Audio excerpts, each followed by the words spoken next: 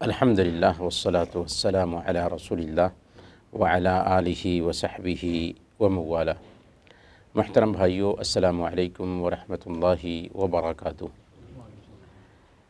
ہم سورہ المدثر سے آیت نمبر 38 سے 48 تک آج انشاءاللہ پڑھیں گے۔ اللہ تعالی فرماتا ہے: اعوذ باللہ من الشیطان الرجیم، بسم اللہ الرحمن الرحیم، کل نفس بما کسبت رہینہ۔ ہر شخص اپنے اعمال کے بدلے گروی میں ہے، یعنی اپنے برے عمل کا انجام بھگتنے والا ہے۔ جو کچھ بھی اس دنیا میں اس نے کیا ہے اس کا مزہ وہ چکھنے والا ہے۔ ایسا نہیں ہے کہ دنیا میں جیسے اپنے عہدہ کی وجہ سے، اپنے منصب کی وجہ سے، اپنے مال کی وجہ سے وہ بچ جاتا ہے، ویسے ہی آخرت میں بھی بچ جائے گا، نہیں، بلکہ اپنے عمل کے بدلے گروی ہے اور اس کی گرفت ہونے والی ہے۔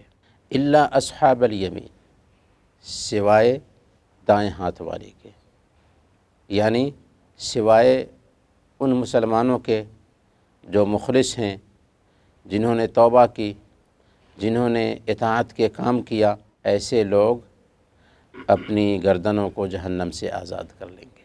فی جنات یتساءلون، جنت کے بالا خانوں میں بیٹھے وہ سوال کرتے ہوں گے، یعنی جنت میں جب وہ جائیں گے تو ایک دوسرے سے بات کریں گے، آپس میں جنتیوں سے بات کریں گے، جنتیوں سے ہی نہیں بلکہ جہنمیوں سے بھی بات کرنا ان کے لیے ممکن ہو سکے گا۔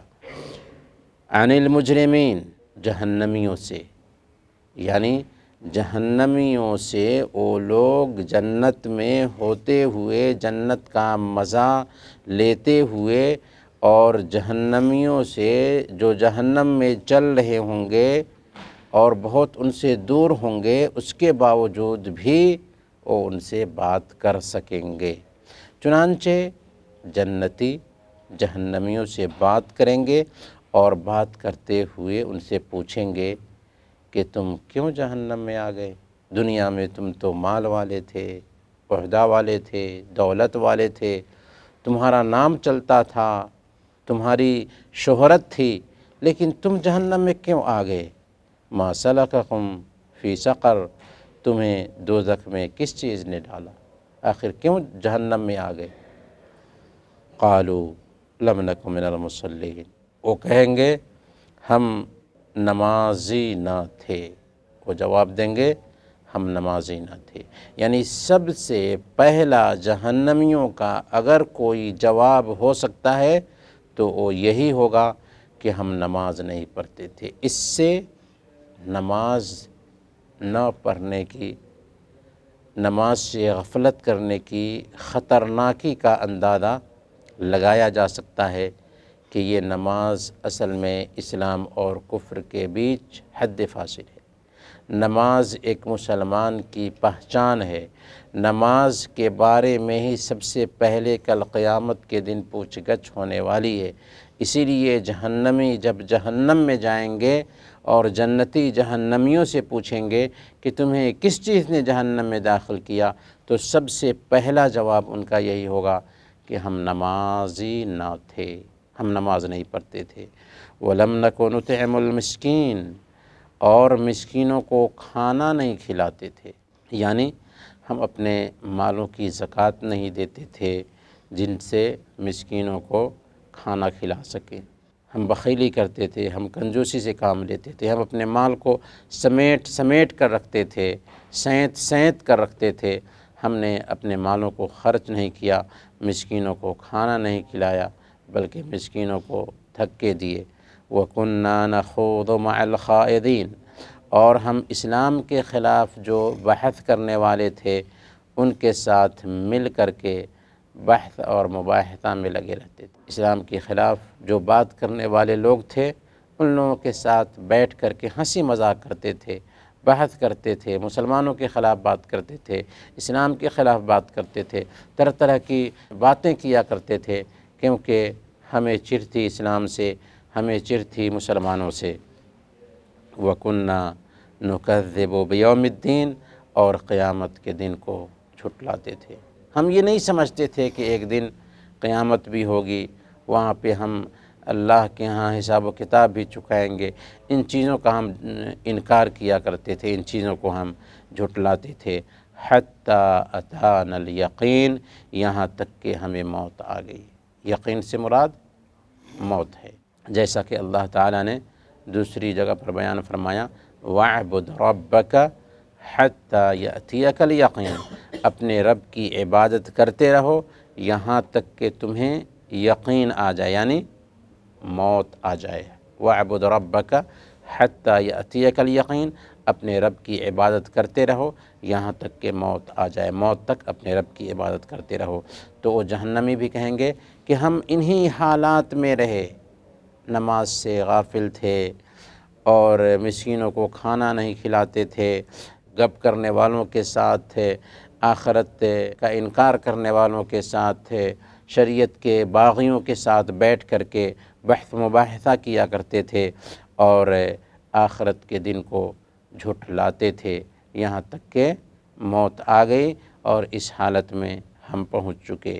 اللہ فرماتا ہے آگے فَمَا تَنْفَعُهُمْ شَفَاعَةُ الشَّافِعِينَ، ایسے لوگوں کو سفارش کرنے والوں کی سفارش کچھ نفع نہ دے گی۔ اس سے پتہ یہ چلتا ہے کہ کل قیامت کے دن سفارش بھی ہونے والی ہے۔ کل قیامت کے دن انبیاء سفارش کریں گے، شہداء سفارش کریں گے، صلحاء سفارش کریں گے، نیک لوگ سفارش کریں گے۔ ان لوگوں کے بارے میں جو جہنم میں جا چکے ہوں گے، جہنم میں جل رہے ہوں گے، ان لوگوں کے بارے میں بھی جو جہنم میں ابھی نہیں گئے ہیں لیکن ان کے گناہ زیادہ ہوں گے، تو سفارش کی بنیاد پر اللہ رب العالمین ان کو جنت میں داخل کرے گا۔ لیکن سفارش کن کے لیے ہوگی؟ جو ایمان والے ہوں، جنہوں نے شرک کیا، جن کی موت شرک پر ہوئی، ان کے لیے سفارش نہیں چلے گی۔ اگر شرک کی حالت میں مرے تھے تو نبی بھی اپنے باپ کے لیے کام نہیں آ سکتا۔ یہاں تک کہ صحیح بخاری کی روایت ہے، حضرت ابراہیم علیہ السلام کے پاس کل قیامت کے دن آزر آئے گا، ان کا باپ، چہرے پر سیاہی چھائی ہوگی۔ آزر کہے گا آج تم مجھے بچا لو۔ ابراہیم علیہ السلام کہیں گے کہ کیا میں نے آپ کو دنیا میں کہا نہیں تھا کہ آپ اسلام قبول کر لیجئے، لیکن آپ نے ہماری بات نہیں مانی۔ آزر کہے کہ آج میں بات مانتا ہوں۔ باپ کی محبت دل میں آئے گی، اللہ کے پاس جائیں گے اور اللہ سے کہیں گے کہ اے اللہ، تو نے وعدہ کیا تھا کہ کل قیامت کے دن میں تجھے رسوا نہیں کروں گا، لیکن اس سے بڑھ کر رسوائی اور کیا ہوگی کہ میرا باپ جہنم میں جا رہا ہے۔ اللہ تعالیٰ کہے گا کہ میں نے جنت کو کافروں پر حرام ٹھہرایا ہے، نبی بھی اپنے باپ کو جنت میں نہیں لے کر جا سکتا۔ اللہ کہے گا کہ میں نے جنت کو کافروں پر حرام ٹھہرایا ہے، پھر اسی وقت اللہ تعالیٰ آزر کو بجو کی شکل میں بدل دے گا، تاکہ حضرت ابراہیم علیہ السلام کی جو محبت ہے وہ محبت نہ رہے باپ کے ساتھ، بجو کی شکل میں فوراً بدل دے گا اور فرشتے اس کے پیر کو پکڑیں گے اور جہنم میں ڈال دیں گے۔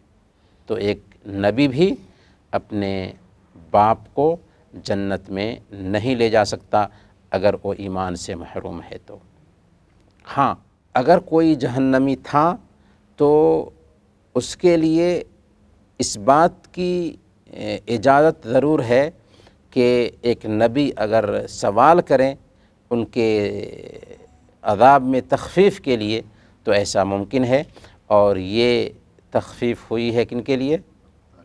ابو طالب کے لیے، ابو طالب کے لیے ہوئی ہے، کیونکہ صحیح مسلم کی حدیث میں آتا ہے کہ کل قیامت کے دن جہنم میں ابو طالب تو جلیں گے لیکن ان کو آگ کی 2 جوتیاں پہنائی جائیں گی، اور ان 2 جوتیوں کی وجہ سے ان کو اتنی تکلیف ہو رہی ہوگی کہ ان کا سر ایسے کھول رہا ہوگا، ایسے جوش مار رہا ہوگا جیسے ہانڈی جوش مار رہی ہوتی ہے جب کہ اس میں کھانا پک رہا ہوتا ہے، اور وہ سمجھے گا کہ سب سے زیادہ تکلیف مجھے ہی ہو رہی ہے، حالانکہ اس کو سب سے ہلکا عذاب ہو رہا ہوگا۔ یہ عذاب ابو طالب کو دیا جائے گا، سب سے آسان عذاب ہوگا جہنم میں ابو طالب کو، کیونکہ اس نے اللہ کے نبی صلی اللہ علیہ وسلم کا دفاع کیا تھا۔ تو گویا کہ اس آیت میں ہمیں یہ سبق ملتا ہے کہ سفارش تو ہوگی کل قیامت کے دن، لیکن ایسے لوگوں کے لیے ہوگی جو ایمان والے تھے۔ اور اللہ تعالیٰ دوسری جگہ بیان فرماتا ہے کہ سفارش کی قبولیت کے لیے شرط کیا ہے، الا من بعد ان یأذن اللہ لمن یشاء ویرضی، کہ ایسی ہی آدمی کو سفارش کا حق دیا جائے گا جبکہ اس کو سفارش کی اجازت دی جائے، اور دوسرے نمبر پر جس کے لیے سفارش کی جا رہی ہے اللہ تعالیٰ اس کے عمل سے راضی بھی ہو۔ تو یہ دو شرطیں ہیں سفارش کے لیے کہ سفارش کرنے کی اللہ اجازت دے تبھی سفارش ہوگی، دوسرے نمبر پر جس کے لیے سفارش ہو رہی ہے اس کے عمل سے بھی اللہ راضی ہو۔ تو اگر کوئی آدمی شرک پر مرا ہے، کفر پر مرا ہے، اللہ اور اس کے رسول کا باغی ہو کر مرا ہے، تو نبی کے ماں باپ ہی کیوں نہ ہو، اللہ کے ہاں ایسے لوگوں کے لیے سفارش نہیں چلنے والی ہے۔ انہی آیات سے ہمیں پتہ چلتا ہے کہ ایک انسان کو چاہیے کہ دنیا میں جیتے جی آخرت کی تیاری کرے، ورنہ آخرت کی زندگی جو ہے نا بہت ہی سخت ہونے والی ہے۔ اللہ تعالیٰ سے دعا ہے کہ اللہ تعالیٰ ہم سب کو دنیا میں رہتے ہوئے آخرت کی تیاری کرنے کی توفیق عطا فرمائیں۔ آمین وصلی اللہ علی نبینا محمد وعلی آلہ وصحبہ اجمعین۔